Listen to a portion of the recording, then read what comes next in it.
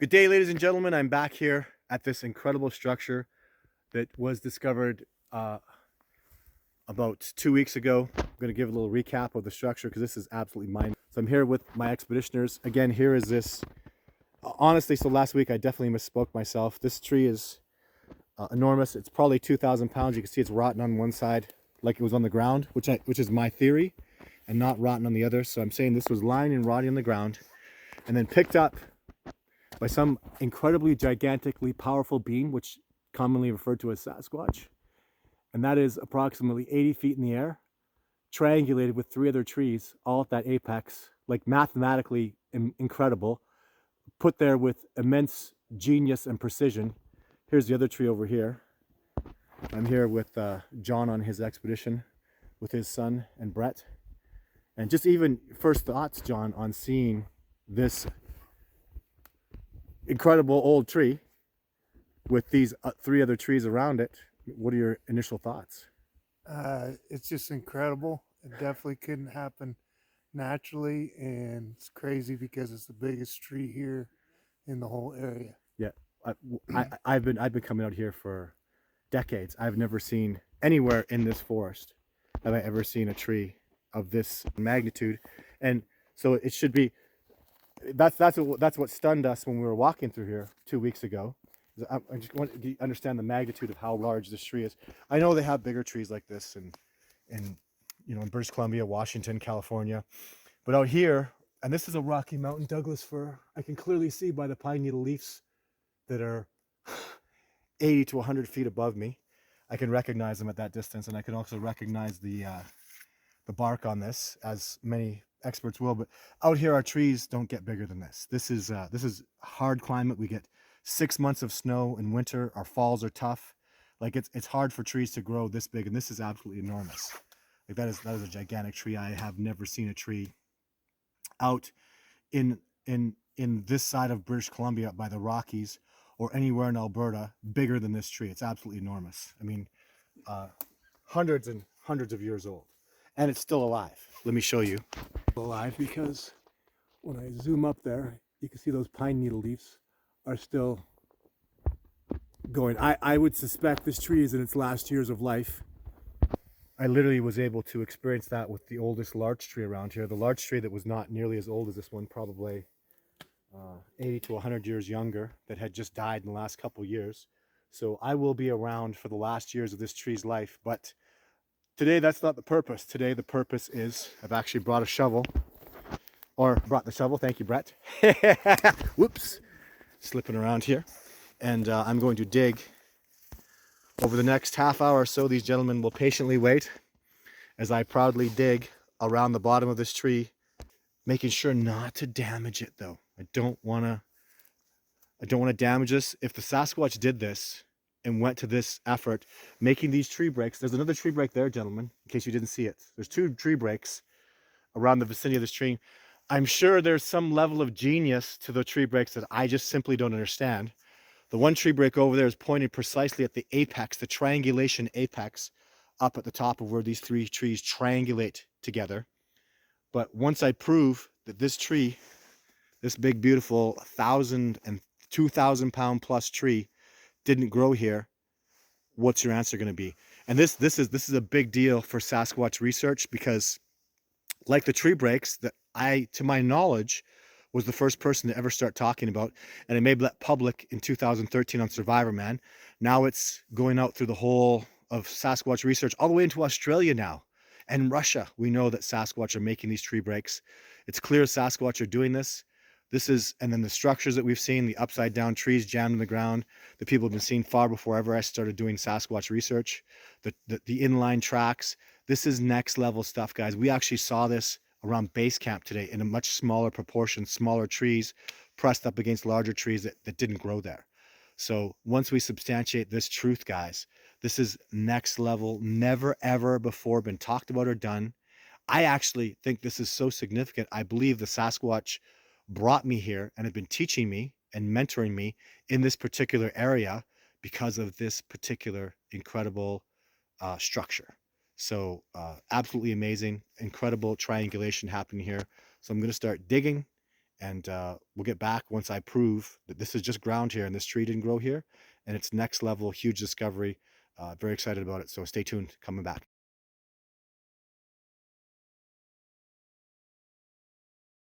Went and got dirty.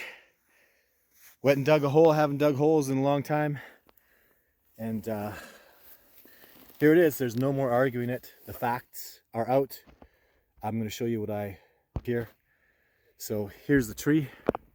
It goes up in that base.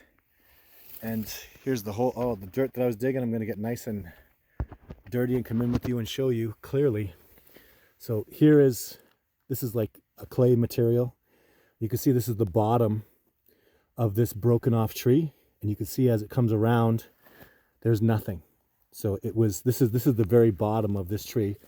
This is all attached here, and it's all decaying, as you can see. But right here is where there should be a root system of some kind, and there's not. There's a root here, but this is a younger tree that's coming from, it's going over there. So, and as you can see, I dug up in here. There's tons of roots, decent sized roots that I pulled up here. But these roots have nothing to do with this tree. I actually dug all the way around on the other side as well. But I also don't want to damage this. I just want to make it super clear because it's so important, guys. There's no root here. There's no root. You can see the bottom of the tree. This is the tree right here itself. There's no root there. There's nothing here. Even this in here, this is all clay sediment. This is a root from another tree. It's completely unattached and it's still alive. So it's got, in fact, this tree is alive. This piece of wood is currently alive.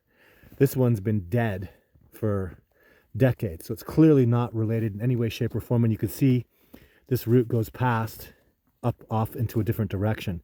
And all underneath this, where there must be a root system of any kind, I'm pulling away here. I'm going to stop here. But you can see right all the way up into here, there's no root system. It's all clay. So this tree, conclusively, I'll show this to anybody, did not grow there. No one's ever going to tell me that human beings were in here and did this. I'm here with my expeditioners and they're just going to give me a dirty look. It's an absolutely preposterous statement. There's no sign of people in here. There's been no logging in this area. This is a national park. So this tree has been here for, I would say, conservatively, it's got to be over 60 years. So approximately the time around it was logged back in here, but within 100 yards of this particular position, there's been no logging. So loggers have never been here. No human being has likely ever been here. That's how remote this particular area is. I don't think any human being has ever seen this. But I'm going to say, obviously, right there, that's a Sasquatch tree break that's decades old. So the Sasquatch have seen this tree. That's definitive evidence of a Sasquatch here. As well as this tree break right here that you're seeing. A clear, definitive, 100% Sasquatch tree break, decades old, at least 30 years old, both of these tree breaks. So maybe older, but I'm saying minimally. So perhaps the tree breaks were made when these pieces of wood were here. The other thing, I don't know. So this tree likely rotted on the ground, as you can see by the rot here and no rot here, even pieces of bark still. So this was not on the ground. This has not been deteriorating linearly like it should have been if it fell there naturally. So I have multiple pieces of evidence. This tree clearly was on the ground. This tree clearly did not grow here. And this tree clearly was picked up, placed here. 2 pieces of evidence substantiating that. Factually, there's no doubt about it. How did a 2,000 pound plus tree get placed up against this tree, triangulated with 2 other trees? My answer to you is elk didn't do it, deer didn't do it, bear didn't do it, people didn't do it. The indigenous people didn't do this. So, or indigenous humans didn't do this. First Nations people that have resided in this general area didn't do this. So who did? And the answer is the only beings capable of this are the Sasquatch that have been eyewitness here, that have been heard in this direction within a couple days of me standing here, had been perceived and heard by expeditioners. Multiple sightings this year, a sighting by myself only 2 weeks ago, multiple sightings this year, multiple tracks, multiple tree breaks, multiple structures, all adding up to the Sasquatch are here, and there's something very important about this particular area.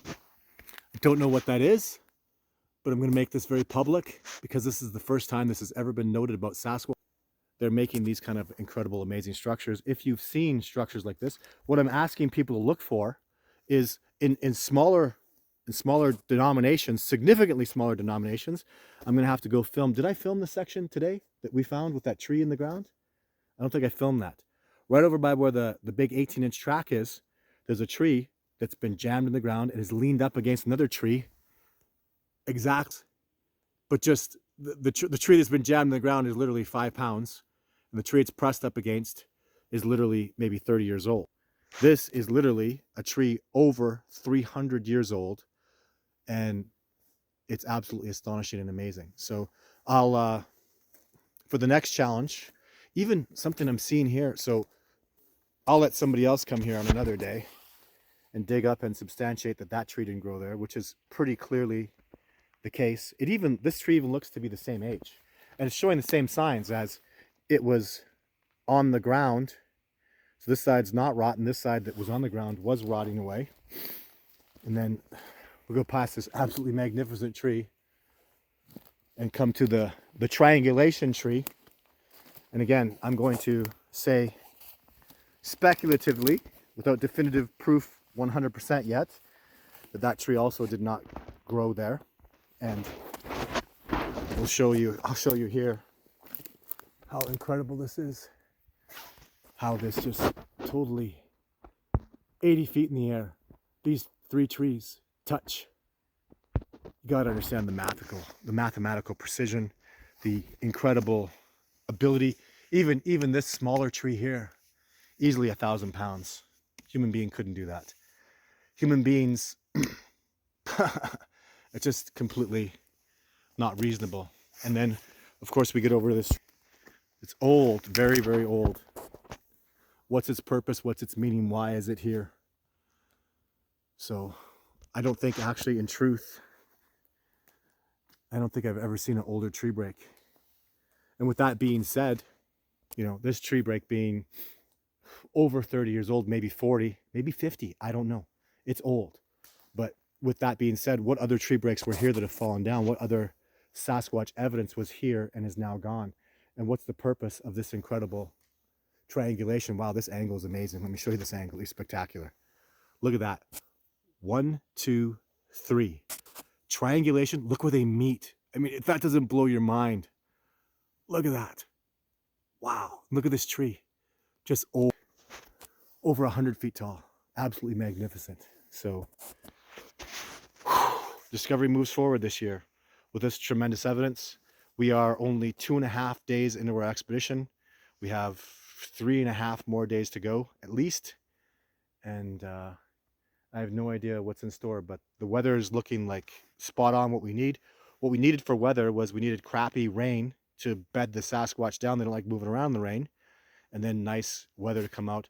It's been so raining the last couple days, which was incorrectly predicted by the weather forecast, mind you. If you believe in the weather forecasts out here, don't, because they make mistakes. They've been completely wrong. But if they're correct and we get some good sunny days over the next 2 days, or even non-rain days, we could have some really, I would predict the best conditions for Sasquatch activity at the best time of year. And we may have already had a Sasquatch sighting. It's John's hope that he gets to see a Sasquatch before he goes home back to the United States of America. Came all the way up here to Canada, and take it step by step. Very excited about these results. Much more to come. Stay tuned. The discovery of Sasquatch is happening. Get excited.